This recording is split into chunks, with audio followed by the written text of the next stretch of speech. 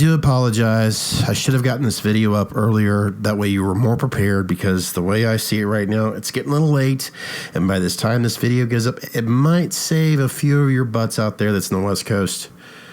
But, I mean, what are the odds of you watching this late at night by the time I upload it on YouTube? Because now the more I remind myself, the more guilty I'm going to feel. You know what? I'm just going to get right to it.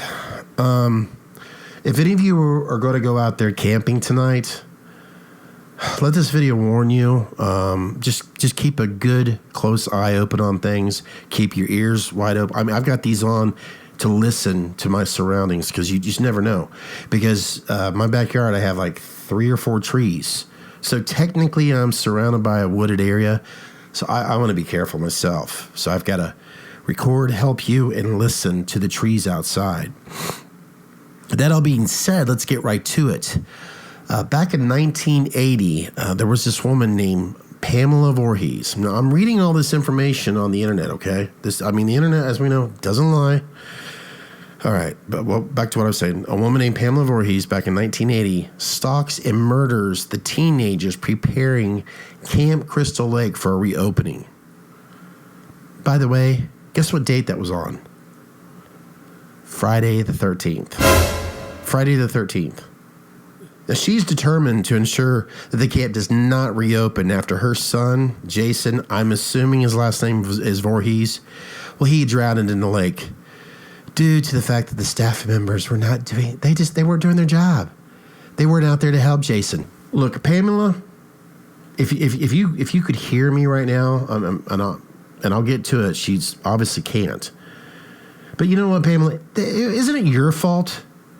Shouldn't you have been the one that was responsible of teaching your son how to swim before you bring him to a camp called Crystal Lake?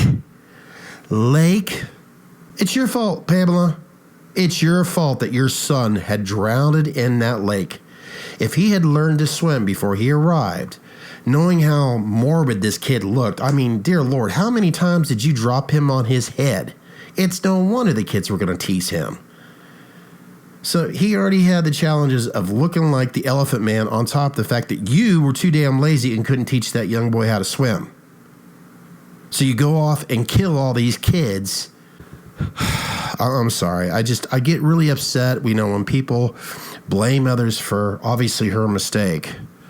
All right, let me get to it. And I'm going to try my best not to go on too long, because you have to prepare for what could possibly happen tonight. And so do I. In other words, when you start hearing something in the background going, kill, mommy, or sail, Jay-Z, biddies, then that's your sign to probably get the hell out of Dodge. Let's see, where was I? Let's drown in the lake due to okay. Mrs. Vorhees, she was, back in 1980, she took her revenge on all these camp members that volunteered their services to help out, get the camp ready for all the kids to enjoy their summer. Sound familiar? To enjoy their summer. Well, she went around and basically killed all the camp members. I mean, even Kevin Bacon. And somehow there's this guy going around saying he's Kevin Bacon, making all these great films after that.